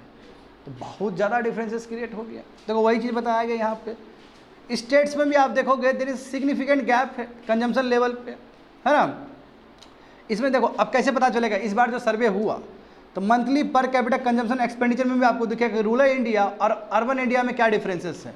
यानी कि रूरल इंडिया में लोग एक महीना में कितना पैसा खर्च कर रहे हैं, और अर्बन एरिया में यानी कि शहरी इलाका में एक महीना में लोग कितने खर्च कर रहे हैं। क्योंकि देखो लोग जो खर्च कर रहे हैं इसका मतलब क्या है कि जेब में पैसा है तभी तो खर्च कर रहे हैं। इससे हमें पता चल जाएगा पर कैपिटा इनकम का स्थिति क्या है उन लोग का। समझ पा रहे हो ना।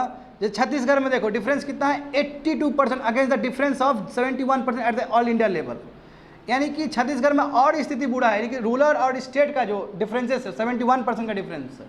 यानी कि ग्रामीण क्षेत्र में ज़्यादा एक्सपेंडिचर नहीं कर पा रहा है लोग सब। यानी कि हम पूरा नेशन ले, पूरा इंडिया में ले, पूरा इंडिया एज अ होल ले तो डिफरेंसेस कितना है, 71% का डिफरेंस है। कहने का मतलब क्या है बाबू, 71% का डिफरेंसेस।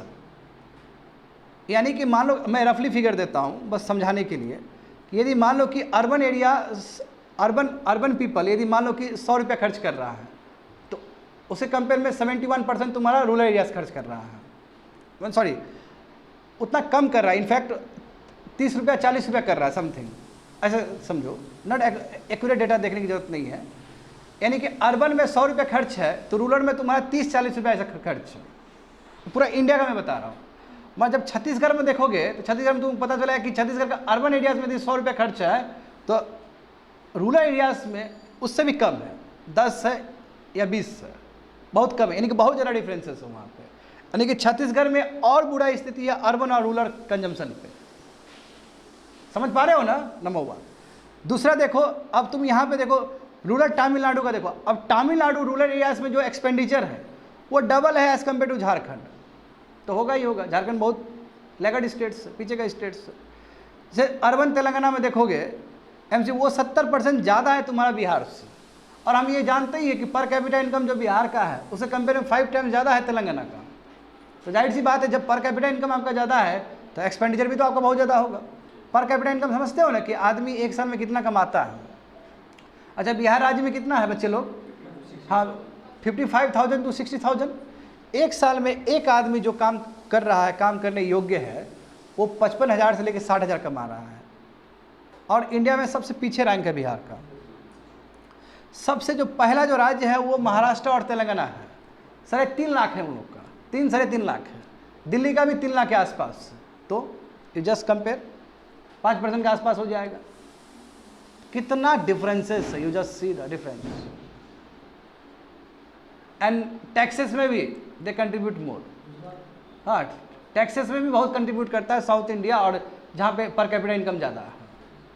और यहाँ क्या टैक्सेस में कंट्रीब्यूट करेगा, इनफैक्ट स्टेट सेंटर खुद कंट्रीब्यूट करता है। जानते हो ना, फाइनेंस कमीशन के हिसाब से जो इंडिविजुअल फुल 41% देना होता है, और उसमें इनकम डिस्टेंस कितना है, 45% वेटेज दिया होता है। समझ पा रहे हो ना ये सभी चीज़। तो देखो इसमें वही बोला गया कि यस, जिसका monthly per capita consumer expenditure जिस स्टेट्स का ज़्यादा है वो अनडाउटली वो और आगे बढ़ेगा।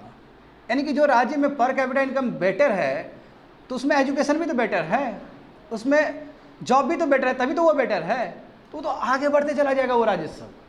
मगर जिस राज्य में पर कैपिटा इनकम कम है, मंथली एक्सपेंडिचर कम है, जहाँ पे एजुकेशन का स्थिति कम है, जहाँ पे हेल्थ केयर का स्थिति कम है, वो राज्य और पीछे होते चला जाएगा।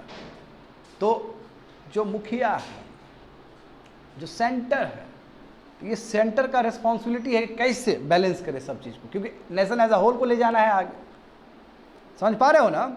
इसलिए देखो डाइवर्जेंस, इसलिए लिखा गया डाइवर्जेंस ये expected to increase over time.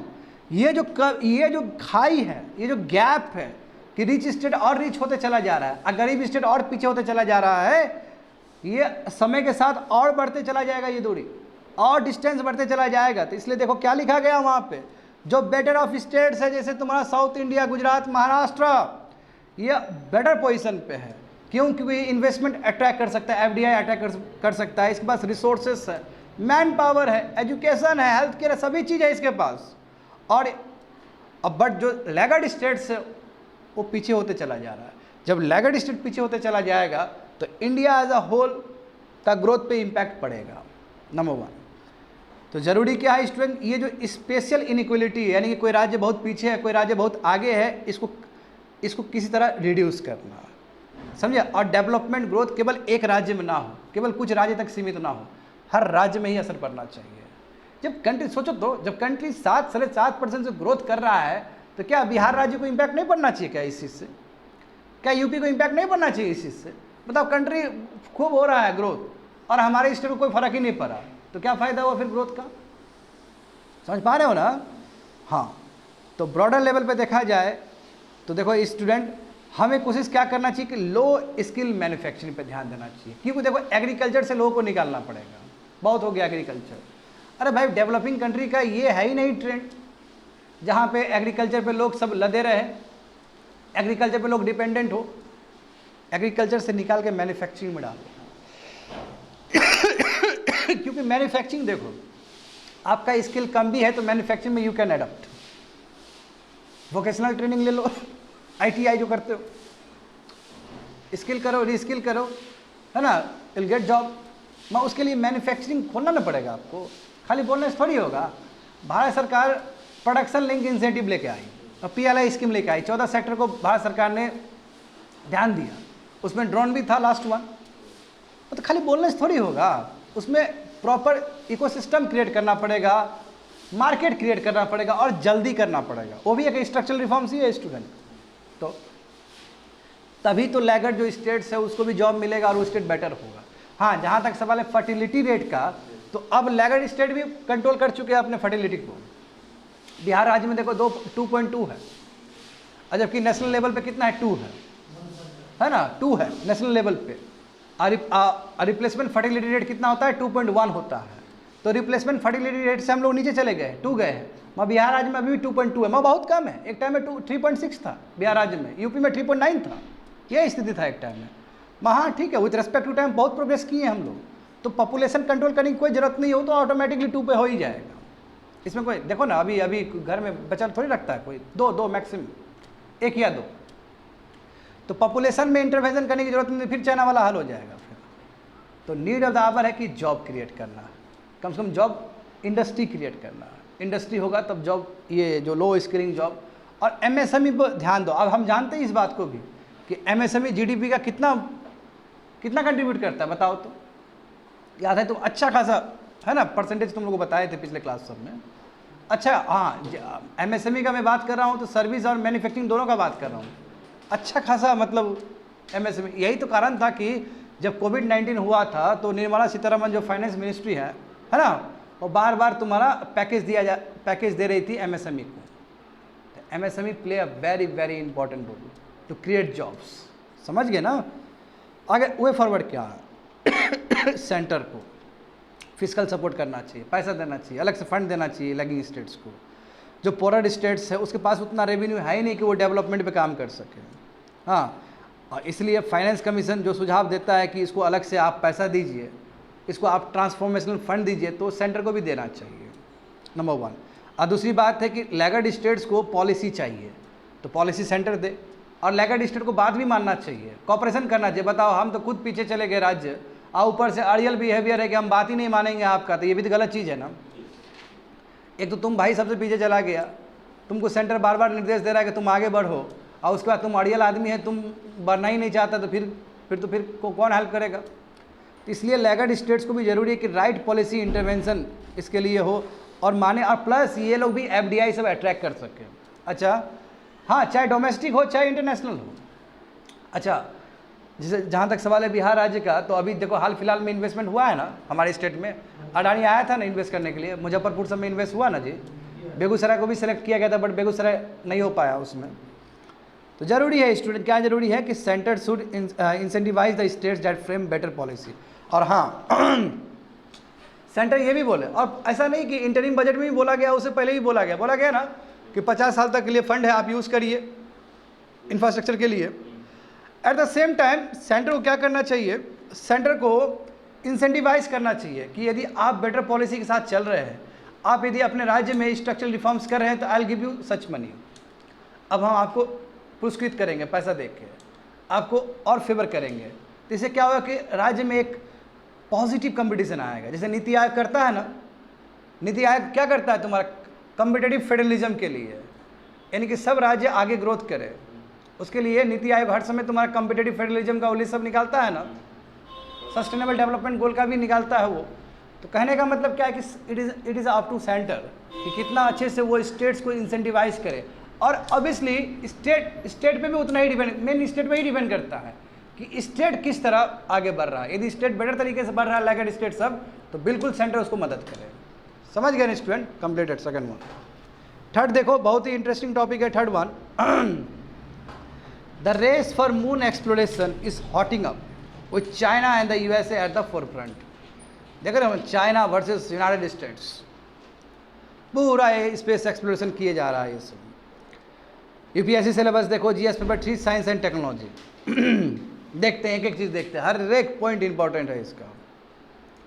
जैसे हमारा इसरो है, जैसे यूनाइटेड स्टेट्स का क्या है, नासा है, तो उसी तरह चाइना का क्या है तुम्हारा, China national space administration, CNSA। ठीक है, देखो चाइनीज लूनर एक्सप्लोरेशन प्रोग्राम, कोई बहुत नया, कोई बहुत नहीं कह सकते हो कि कोई बहुत न्यू फिनोमेना है। ये 2003 से ये भी बहुत एक्टिव है, 2003 से बहुत एक्टिव है, यानी कह सकते हैं हम लोग कि 20 साल पहले से ही बहुत एक्टिव है ये लोग लूनर को लेके, यानी कि मून को लेके। ये प्रोग्राम तुम्हारा 2003 में ही लॉन्च हुआ था। और ये जो चांग-ई मिशन जो है, चांग-ई 6 गया ना अभी, तो चांग-ई 1, 2, 3, 4, 5, 6 तक गया है मिशन। तो जगह फर्स्ट यानी कि चांग-ई 1 मिशन कब हुआ था, 2007 में लॉन्च किया गया था। और ये जो चांग-ई जो वर्ड है, इसका मतलब क्या, गॉडेस ऑफ मून। इसका मीनिंग ये है, चाइनीज मैथोलॉजी में चांग-ई का मतलब क्या होता है तुम्हारा, goddess of the moon. Moon का क्या है, देवी, या है ना, मून देवी कह सकते हो, यानी कि मून को एक देवी के रूप में पूजा जा रहा है चाइनीज मैथोलॉजी में। तो चांग-ई का मतलब ये है। और देखो हम लोग भी तो आदित्य L1 मिशन कर रहे हैं। आदित्य किसके लिए बोलते हैं, सन के लिए बोलते हैं ना। तो ये चीज़ तो देखो चाइना भी अपने सिविलाइजेशन के लिए जाना जाता है, चाइना और इंडिया दोनों ही अपने सिविलाइजेशन के लिए जाना जाता है विद्यार्थी, है ना। चाइना कभी कम नहीं रहा है ओल्ड एज में भी, और चाइना तो अभी भी कम नहीं है। जो बीच का जो गैप था चाइना ने भर लिया अभी आके। यदि हम हिस्ट्री देखें, जब हमारा हड़प्पन सिविलाइजेशन था, हमारा ऋग्वेदिक था, तो उधर भी बहुत अच्छा था चाइनीज सिविलाइजेशन। वर्ल्ड में रीच माना जाता चाइनीज सिविलाइजेशन भी, समझे। तो चांग-ई मिशन 1 2007 में, और चांग-ई 5 जो मिशन है तुम्हारा 2020 में जो किया गया था, 5 है क्योंकि इसके बाद 6 आएगा, लेटेस्ट वन 6 है।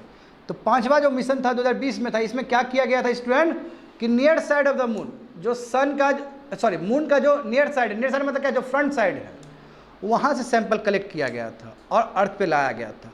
और देखो जो सबसे इम्पोर्टेंट जो मिशन है चाइना का, वो चांग-ई 6 मिशन है। क्यों ये इंपॉर्टेंट है, क्योंकि इसमें बात है कि पीछे जाने का, मून का पीछे साइड जाना, जिसको फार साइड कहते हैं, वहाँ पीछे जाने का और वहाँ से सैंपल लाने का। पीछे केवल जाने तक ही बात नहीं है, पीछे जाके सैंपल को भी लाने का बात है।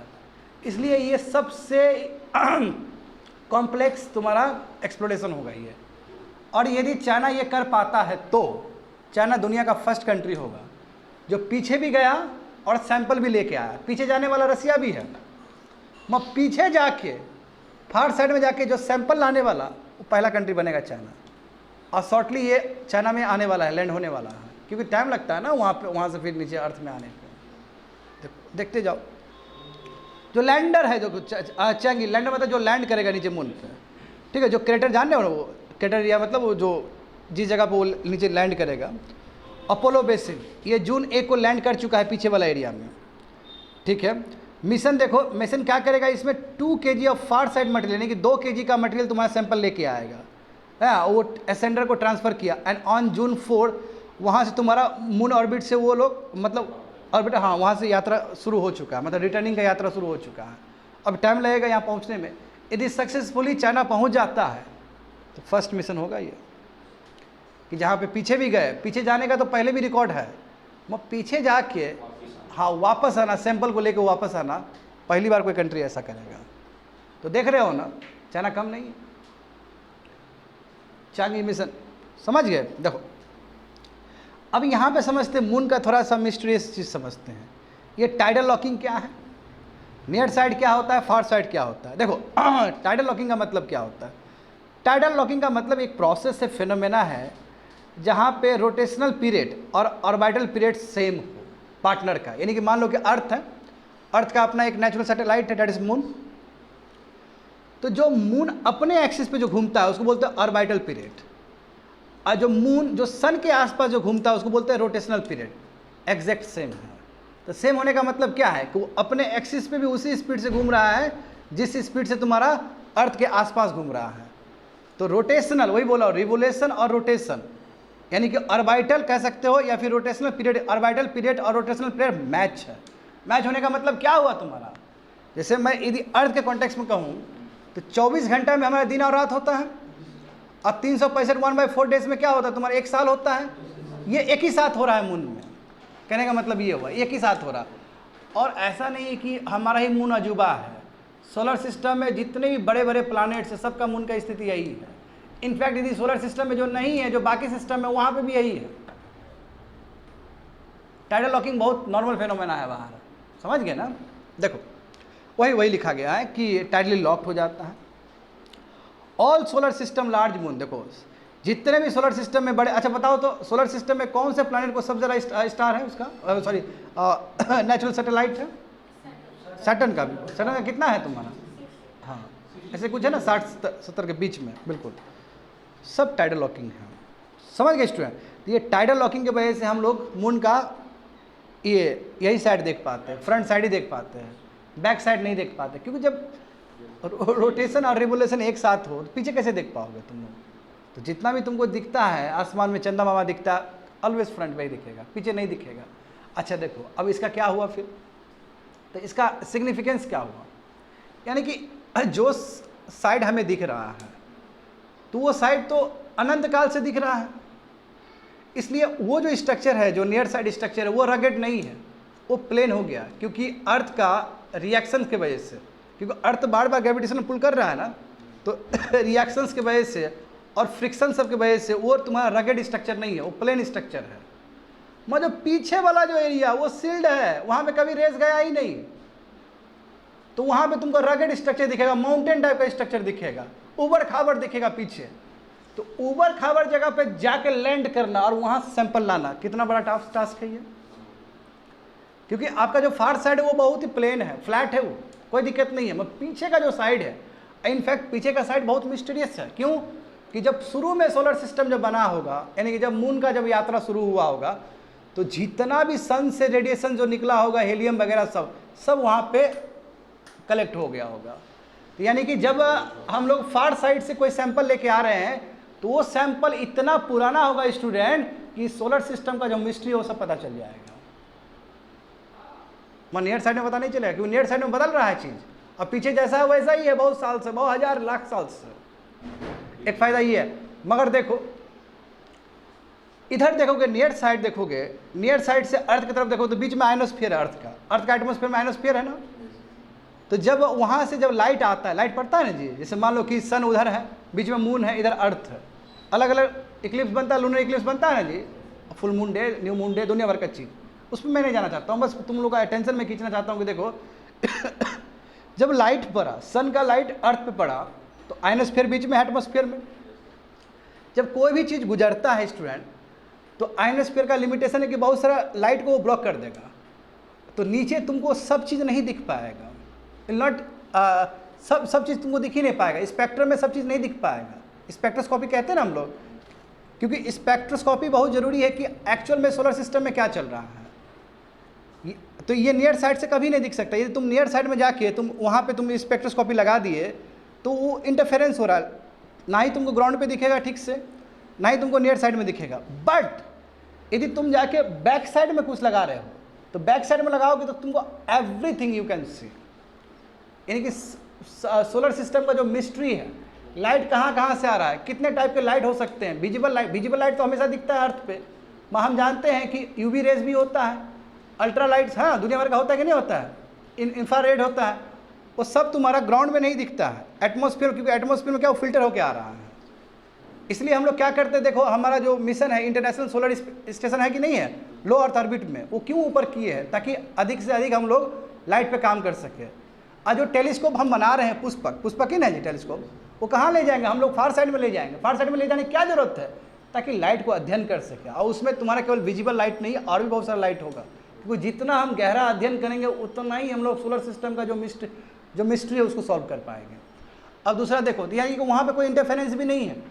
वहाँ पे दिक्कत क्या होगा कि वहाँ से जो वेव्स हमें अर्थ पे लाना है तो डायरेक्ट नहीं आ सकता, उसके लिए हमें रिले सैटेलाइट चाहिए। रिले सैटेलाइट का मतलब क्या है कि रिफ्लेक्शन हो, उसका जो रेडिएशन है रिफ्लेक्शन हो दूसरे सैटेलाइट में, और फिर उस सैटेलाइट से फिर ग्राउंड स्टेशन पे जोड़ा जाएगा। जैसे नियर साइड में कोई सैटेलाइट है तो डायरेक्ट कनेक्ट हो जाएगा ग्राउंड स्टेशन से। ये समझने की कोशिश करो बच्चे लोग, मैं क्या बोल रहा हूँ। नियर साइड माने को नियर साइड में कोई सैटेलाइट है तो उसका कनेक्शन ग्राउंड साइड से तुरंत हो जाएगा। मैं यदि फार साइड में आप सैटेलाइट ले गए और उसका डेटा आपको प्राप्त करना है तो आप प्राप्त नहीं कर सकते, उसके लिए आपको रिले सैटेलाइट चाहिए। रिले सैटेलाइट मतलब एक दूसरा सैटेलाइट जो उस सैटेलाइट से डेटा लेगा वो फिर अर्थ पे पहुँचाएगा, अर्थ के ग्राउंड स्टेशन पहुँचाएगा। तो कॉम्प्लेक्सिटी बहुत ज़्यादा है इसमें, मगर इसमें प्योरिटी बहुत ज़्यादा है। ये मिस्ट्री जान पाएंगे हम लोग इसमें, समझ रहे हो ना। तो यहाँ पे देखो क्या क्या लिखा गया है, जो एक्सप्लेन किए वही सब चीज़ लिखा गया है यहाँ पे। देखो टाइडल लॉकिंग की वजह से हमें हमेशा मून का सेम साइड ही दिखता है, ऑलवेज एक ही चीज़ को हम लोग दिख रहे हो तो वही उसी को बोलते हैं नियर साइड। जो दूसरा हेमिस्फीयर है जो कभी भी हम लोग नहीं देख पाते उसी को हम लोग फार साइड कहते हैं। समझ गए स्टूडेंट। जो लोनर हेमिस्फीयर है जो अर्थ को फेस करे वो देखो तो क्या होगा तुम्हारा, ऑलवेज एक अर्थ को फेस करेगा उसको हम नियर साइड कहेंगे, जो अर्थ को फेस नहीं करेगा जो बैक साइड है वो क्या कहेंगे, उसको हम लोग फार साइड कहेंगे। आगे देखो तो कॉम्प्लेक्सिटी क्या है, फार साइड ऑफ द मून में लैंड करने में कॉम्प्लेक्सिटी क्या है तो मैं बता चुका हूँ। पीछे जो साइड है स्टूडेंट उसमें रगड़ सरफेस है क्योंकि वो एक्सपोज हुआ ही नहीं है, और जो नियर साइड है क्या है वहाँ पे बहुत सारा फ्रिक्शन हुआ, वहाँ पे बहुत सारा केमिकल रिएक्शंस हुआ अर्थ और मून के बीच में, तो वो रगड़ स्ट्रक्चर नहीं है, वहाँ पे फ्लैट है।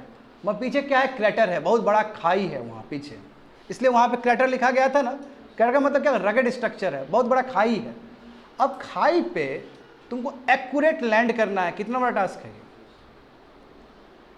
समझ पा रहे हो ना। जाना, अब जानते हो कि सैटेलाइट जो जाता है तो इस बार हमारा जो चंद्रयान 3 जो गया था, सैटेलाइट गया फिर रोवर निकलेगा फिर लैंडर निकलेगा, है ना। तो फिर वहाँ पे जाना, नीचे उतरना, फिर कलेक्ट करना, फिर वापस आना, इट्स नॉट सो सिंपल। देखो क्या लिखा गया, जो फार साइड है वो रॉकी टेरेन, वही रगड़ स्ट्रक्चर है। हाँ, fewer smooth plains than the near side से बहुत ज़्यादा वहाँ पे बहुत रगड़ स्ट्रक्चर है। साइंटिस्ट कहते हैं कि जो अर्थ का जो तुम्हारा ये थर्मोकेमिकल प्रॉपर्टी की वजह से, यानी कि सन और मून के कांटेक्ट की वजह से, है ना, फ्रिक्शन की वजह से जो नियर साइड है वो तुम्हारा क्या थोड़ा प्लेन हुआ है। मगर पीछे ऐसा नहीं हो पाया क्योंकि पीछे तो कोई कांटेक्ट ही नहीं है, क्योंकि सन का मून का केवल फ्रंट साइड ही हमें दिखता है। समझ गए, नंबर 1। दूसरा चीज़ क्या है कि हम पीछे से डायरेक्ट कम्युनिकेट नहीं कर पाएंगे, इसलिए हमें रिले सैटेलाइट चाहिए। पीछे से नहीं कर पाओगे, उसके लिए आपको रिले सैटेलाइट चाहिए। रिले सैटेलाइट क्यों, क्योंकि वहाँ से डेटा जाएगा और दूसरे सैटेलाइट से, रिले सैटेलाइट से तुम्हारा ग्राउंड स्टेशन कनेक्ट होगा। इसलिए लिखा गया it is impossible to communicate directly from the earth with spacecraft on the far side. समझ गए ना, क्योंकि वहाँ पे कोई स्ट्रेट लाइन ऑफ साइट है ही नहीं। इसी के लिए हमें क्या चाहिए, रिले सिग्नल चाहिए, और रिले सिग्नल के लिए क्या चाहिए, हमें रिले सैटेलाइट चाहिए। समझ गए ना, ताकि ग्राउंड स्टेशन से जुड़ सके। तो कहने का मतलब क्या हुआ, कितना कॉम्प्लेक्स है। फार साइड में सैटेलाइट कनेक्ट करना अर्थ ग्राउंड स्टेशन से इजी है, नियर साइड में, मगर फार साइड में बहुत कॉम्प्लेक्स है। क्यों, क्योंकि एक्स्ट्रा आपको सैटेलाइट चाहिए, रिले सैटेलाइट चाहिए। आगे देखो स्टूडेंट, तो अब इसमें देखते कि जो चाइना ई मिशन है 1 से लेके 6 तक, इसने क्या क्या किया है। तो देखो चाइना का ये जो चैंग ई 5 मिशन है, हाँ, ये फर्स्ट कंट्री बना चाइना दुनिया में कि जिसने क्या किया, robotic lunar sample return missions, है ना, मतलब यानी कि जो नियर साइड से सैंपल लेके आया है after Soviet union. Soviet union ने ये 1976 में ही करके दिखाया था, ये नियर साइड है। मगर समझ पा रहे हो ना, ये चैंग ई 5 मिशन है। ये China was also the first country, China वो फर्स्ट कंट्री जिसने सॉफ्ट लैंडिंग किया। हमने भी सॉफ्ट लैंडिंग किया ना स्टूडेंट, मगर चाइना ने जो सॉफ्ट लैंडिंग किया वो फार साइड में किया है। हमने जो सॉफ्ट लैंडिंग किया कहाँ पे किया है, नियर साइड में किया है। तो चाइना दुनिया का फर्स्ट कंट्री है जिसने सॉफ्ट लैंडिंग किया। सॉफ्ट लैंडिंग समझते हो, नीचे तक गया आराम से।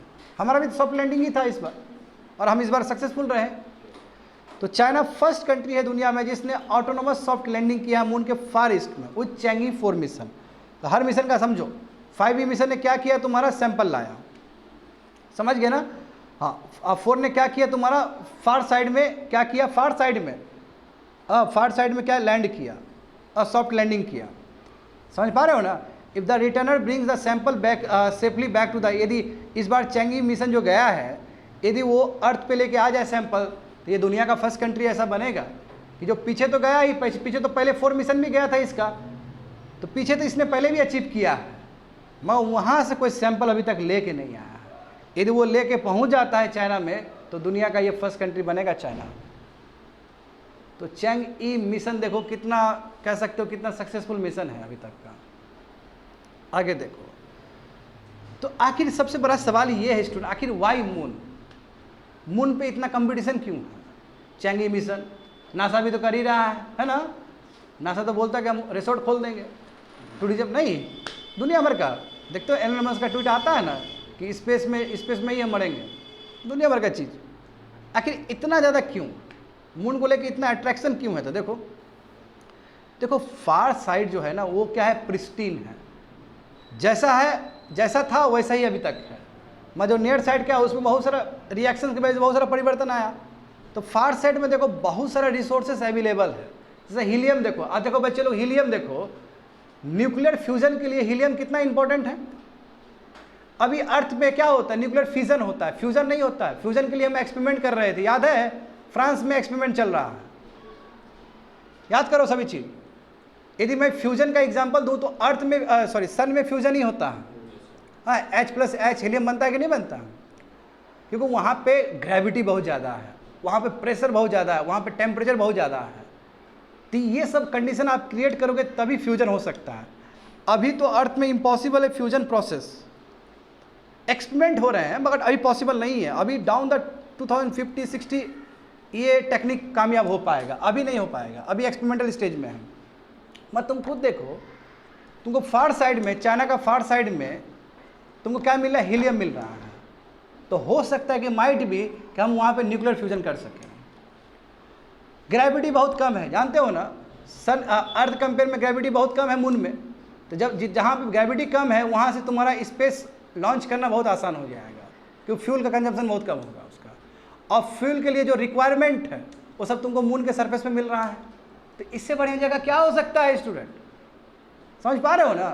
तो इसलिए होड़ है मून की तरफ कि किसी तरह मून को पहले क्लेम करे। आज जिसने मून को क्लेम कर दिया, जिसने मून पे एक्सपेरिमेंट अच्छे से कर लिया उसके सैंपल पे, वो कंट्री बहुत आगे निकल जाएगा। तो जो earth screens the moon far side from the solar wind, देखो बोले ना कि जो फार साइड है वो बचा हुआ है, सोलर विंड से बचा हुआ है, इसलिए हीलियम-3 जो है अब बहुत डिपॉजिट है वहाँ पे, समझे? और जो कि एडवांस फ्यूजन रिएक्टर में यूज़ हो सकता है। ये अलग बात है कि टेक्नोलॉजी अभी तक अर्थ में उस तरह डेवलप नहीं हुआ है। हम जानते हैं कि आने वाले समय में न्यूक्लियर फ्यूजन बहुत प्रॉमिसिंग, क्योंकि न्यूक्लियर फ्यूजन से इलेक्ट्रिसिटी बहुत क्रिएट हो सकता है स्टूडेंट, बात समझो। फार साइड जानते हो कि बहुत अच्छा जगह है जहाँ पे लार्ज टेलीस्कोप हो सकता है। जहाँ तक सवाल है भारत का भी, तो भारत भी तो काम कर ही रहा है। प्रत्यूष रमन रिसर्च इंस्टीट्यूट बेंगलुरु का काम कर रहा है ना इस टेलीस्कोप पीछे। और क्योंकि हम भी तो फार साइड पे काम करने वाले हैं, हमारा मिशन भी जाने वाला है फार साइड में, उसी के लिए प्रत्यूष डिजाइन किए हैं with the collaboration of ISRO, है ना? हाँ, चंद्रयान-4 जो जाएगा। तो और इस तरह का जो टेलीस्कोप बन रहा है ये न्यू चीज़ नहीं है, पूरा वर्ल्ड ही बना रहा है। तो पूरा दुनिया में जिसका बेस्ट तुम्हारा जो स्पेस एजेंसी है वो सबका ध्यान जो केंद्रित है वो तुम्हारा मून है। तो मून की तरफ बहुत ज़्यादा अट्रैक्शन है रिसेंट टाइम में। कंप्लीटेड।